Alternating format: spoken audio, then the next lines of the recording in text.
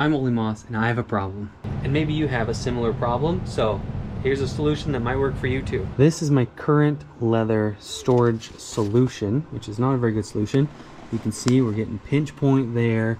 We're getting squished leather here. If I want this piece on the bottom, which is what I want right now, but I can't because I can't just pull on it. And then I have stuff that's even below that. So all this stuff on top, I gotta remove it. I've got nowhere to put it. Well, that space is cleared off because I started this process already.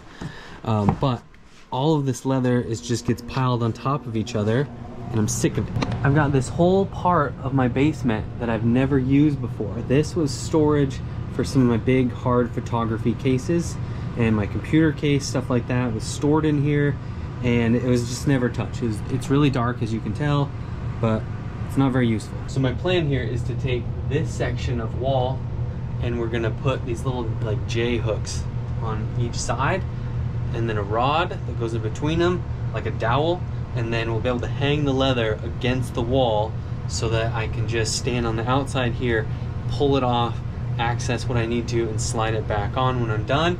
So this can be all of my leather storage, but I gotta get this place cleaned up and get rid of all of the spiders and nasty stuff in there, so I don't want that on the nice brand new leather. Down in the description, I'll link to all the products that I use so you can build this exact same thing if you want to, or you can at least have an idea of what to buy, and maybe you can make some modifications to fit your space. Here's a before. This is what we're dealing with here, and we're kind of on a wide angle lens. It's really not terribly large of a space.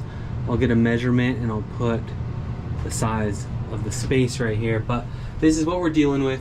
Kind of some bricks, kind of some creepy crawlies still in here, some nasty stuff. This is an old chimney that is kind of being used as like the furnace is blowing out there. The heat and AC vents out that way, the HVAC. But otherwise, that is the cave where I clean all the leather and do all the things. Just around on the other side, it's blocked off by this door, and there's shelves on the other side of this. This shelf came with the thing. So what we're dealing with is basically this wall. So I want to put up some hooks on either side of this wall, and then be able to store the leather and still be able to come in here and use this little bit of storage. But this is what we're dealing with. I also have to duck under this to get there, so I don't want to have to go there super often, but I don't always have to pull leather out either, and this is starting to stick out into my walkway too. So I think this is gonna like free up a lot of space in here by doing that. I'm using this laser level that I got in the TikTok shop to run a perfect level laser right there. So I ran this bottom screw to be perfectly on this line, and then we plumbed this hook up. So what we got is a hook here, and then we're gonna run another hook over there with some PVC pipe in between. I got these hooks from Menards, and this is the PVC I decided to go with. It was already cut into 6-foot chunks, and it'll be easy to cut on my miter saw way over there if I need to, but I think I'm just gonna probably use the full piece. But this is a lot cheaper than the wooden dowels I was going to use. These are about $4.50 to $5 a piece, and those wooden dowels were $12 a piece. And I guess time will tell, but I do think that these are going to be just as strong for this project. It'll be plenty strength as the wooden dowels and save me a lot of money. Of course, I'll link to everything, but these are the screws that we're using here. They're specifically for brick and concrete, and they require a special concrete masonry bit, and it tells you exactly what bit to use, so I just picked up that same bit. Okay, I've left this one intentionally a little bit loose. We're gonna take this little torpedo level and make sure that it's perfectly plumb.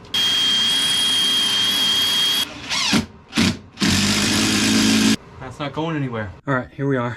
After hours of work, this took way longer than I expected it to, but let's take a look at it without the leather on it, and then I'll put leather on it and come back. I put this blanket down that I had, and got some big old washers there to hold it in place along there, nice soft, because I didn't want the leather right on the brick. I'm sure a lot of you guys were yelling at me yelling at the screen saying that's going to scratch up your leather, and you're right, it will. So laid that down, and I haven't put any screws except for the top one. So after that, it's just hanging there, but it's pretty well just kind of stuck to the brick. It's not really going anywhere.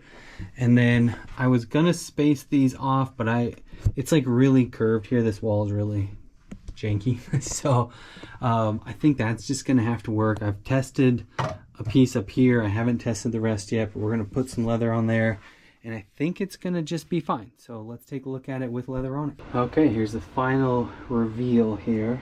Kind of the final look. So these hooks are in there good and strong. PVC, plenty strong enough for this project. Put the blanket back there to protect the leather. Everything's looking good. So basically what I did is, this is the 4 to 5 ounce leather I use most of the time. This one is a particularly wide hide that we got here, but you can see the rest of them are like plenty small. So this is not usual, this is atypical. So usually they're definitely narrower, but this one is gonna hang up on the hook, and that kind of sucks, but by and large this is gonna work really good. So I've got like 2 or 3, I think 3 hides wrapped up here in this top one. This is the 4 to 5 ounce veg tan I use for most of our projects. These are the Montana tan and the Montana brown, and then we've got some new leather that we're using with Mr. Pierre. That's also a 4 to 5 ounce olive color. And then this is that 2 to 3 ounce black we use on a ton of projects. This is 2 to 3 ounce natural veg tan. We dye a little bit. We don't use that quite so much. And then that's that 8-9 ounce at the bottom. Some really thick stuff. We use that on a ton of projects as well. So the stuff we use at the very top and very bottom are the most common, and then the stuff in the middle is a little less common, this being the least common here. So if we look here on the end of the wall, all of the PVC just butts up against this wall here, and everything is nice. So it barely takes up any space. It makes this wall like 3-4 inches thicker. No big deal there. This particular one that I don't access very often does hit the table, so that is kind of a bummer. I did move the table out a little bit there, but this is really easy for me to just pick the whole thing up off of the thing, take it over there and cut it, and then bring it back, and it could be against the wall. And then over here, this is we still have quite a bit of leather here, but this is all like the softer stuff. There's some goat skin, and most of this, except for this orange, is chrome tan, so I can't cut it in the laser anyway, so it hardly ever gets used. This orange stuff, I didn't realize it was going to be a soft temper when I bought it, so that's sitting there waiting for a project. But this stuff doesn't stick off the shelf near as far. All right, that's it, you guys. Thank you for watching. Thanks for coming, hanging out. Hopefully you learned something. If you got any questions, put them in the comments. I'll be sure to answer all the questions. See ya.